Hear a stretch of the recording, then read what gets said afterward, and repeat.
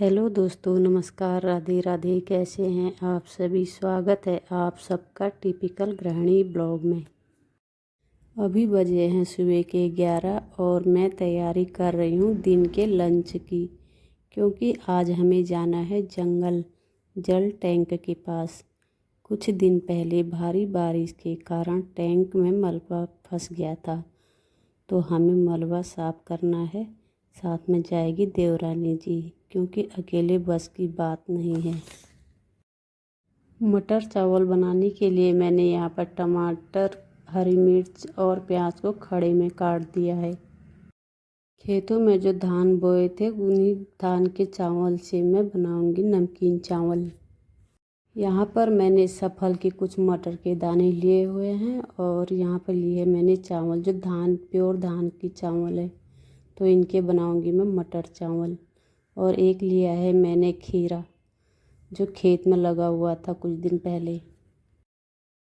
चावल के दाने मैंने कुछ घर के आंगन के दीवार पर रख दिए हैं, क्योंकि गौरैया आती है घर में, तो गौरैया चावल के दाने चुगती है।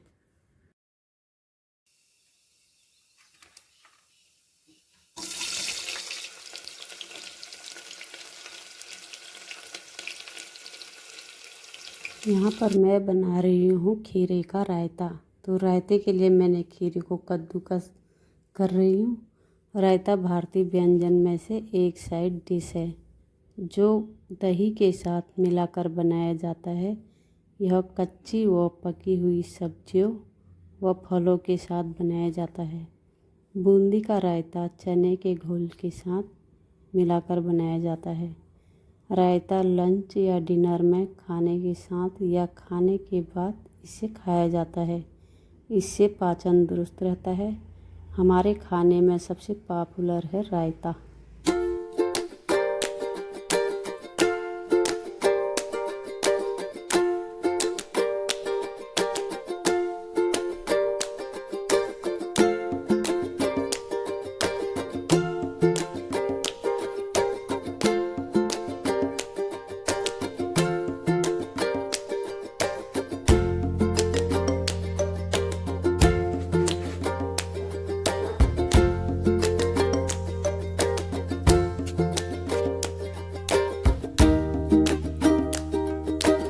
सब बन के तैयार हो गया है।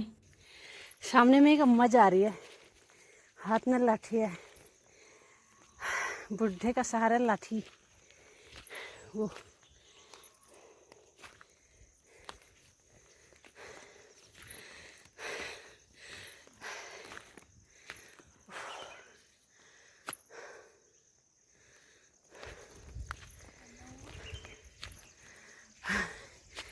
बूढ़ी अम्मा बात कर रही है फोन पे।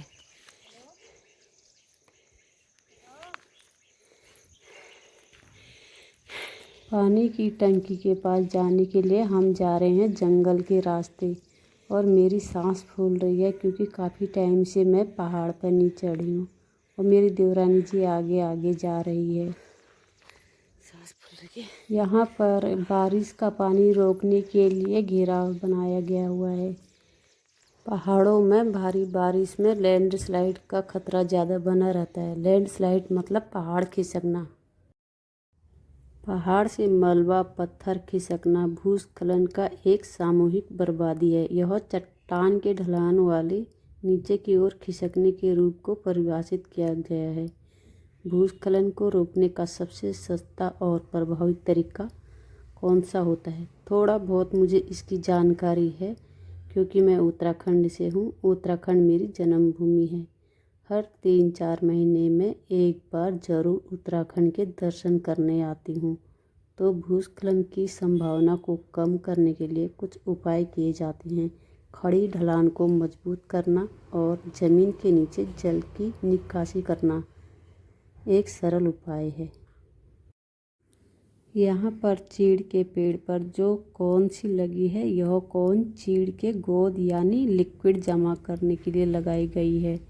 इस गोद से तारपीन का तेल बनता है। यह चीड़ व अन्य पेड़ों से निकाला जाता है। चीड़ का तेल गोंद, रेजिन और अन्य पदार्थों के लिए विलायक के रूप में किया जाता है। इसमें कीटाणुनाशक गुण होते हैं। यह दवा के काम भी आता है। यहाँ पर जो कौन लगा हुआ है इसको कुछ दिन पहले खाली किया गया था कनस्तर में। अभी मैं आपको थोड़ी दूर जाके कनस्तर भी दिखाऊंगी। इस कोन को भरने में करीब 10 से 15 दिन लग जाते हैं। कुछ दिन पहले भारी बारिश हुई थी तो बारिश में एक मशरूम उगा हुआ है यहाँ पर।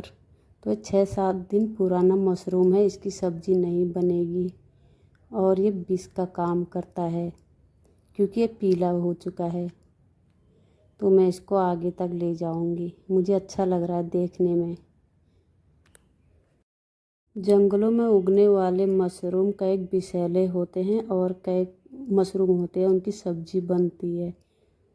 तो तेज़ तूफान में यहाँ पर एक बहुत बड़ा चीड़ का पेड़ भी उखड़ के नीचे गिर गया है। इतनी तेज़ बारिश हुई थी कि पेड़ उखड़ गया, यहाँ पे जड़ से उखड़ गया।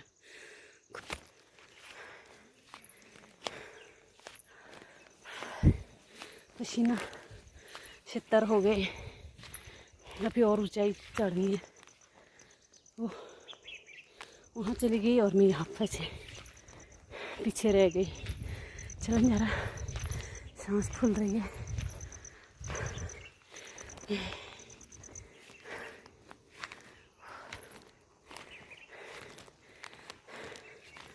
करीब 1 या 1.5 घंटा लगेगा हमें पानी के पास जाने। वहाँ का जो डायरेक्ट पानी है वो नलके से हमारे घर पर आता है, इसलिए हम जा रहे हैं। बूढ़ी अम्मा परेशान हो रही है, वो देखो। मेरी सांस फूल रही है और तो मैं ले रही हूँ यहाँ पर लकड़ी का सहारा, क्योंकि मैं बहुत पीछे छूट गई हूँ देवरानी जी से।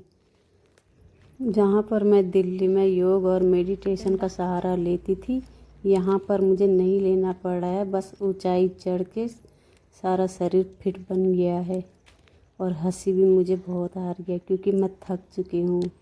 एक एक कदम चलना बहुत मुश्किल हो रहा है मेरे लिए।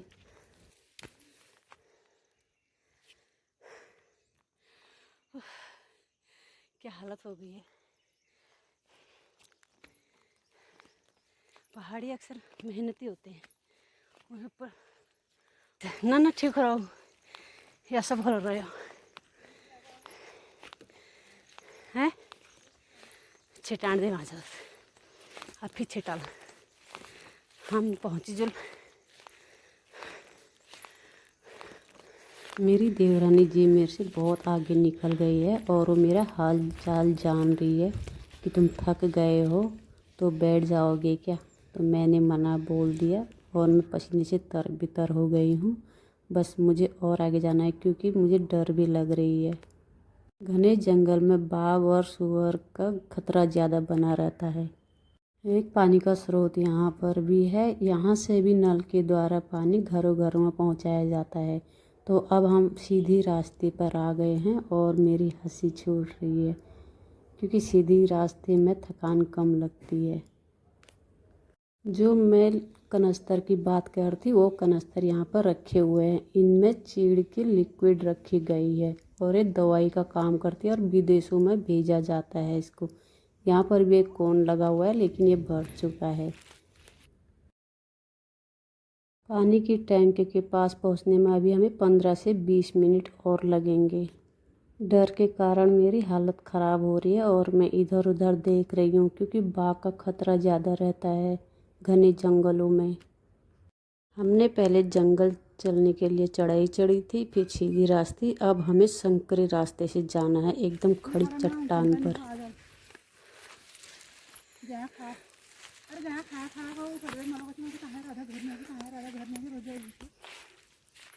तो ऐसी गिर से हरा हो जैसे को क्या खाम नोर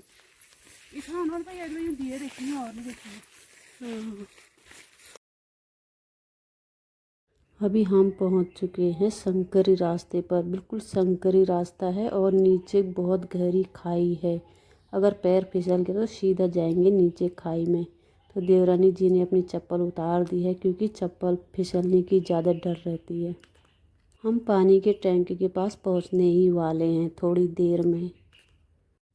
जंगल में काफ़ी घना घास भी हो रखा है जो बहुत ही ज़्यादा हरा हो रखा है। मुझे बहुत डर लग रही है क्योंकि बहुत ज़्यादा फिसलन वाला रास्ता है।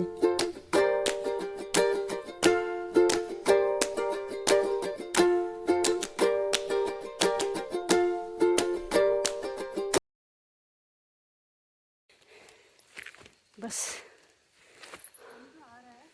पहुंच गए हैं।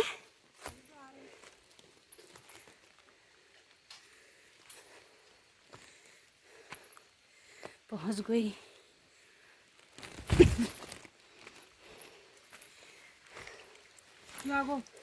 पन्नी पन्नी पन्नी भरेगी अंदर आओ। पहुंच गए अपने जल कुंड के पास। ये है जल कुंड। इस पर पाइप लगी हुई है जो हमारे घर तक पहुंचती है। ये अम्मा है जो बहुत परेशान होकर पहुंची है। अम्मा तो दिखाई नहीं दे रही। यहाँ है अम्मा। अम्मा दिख रही है लेकिन चलो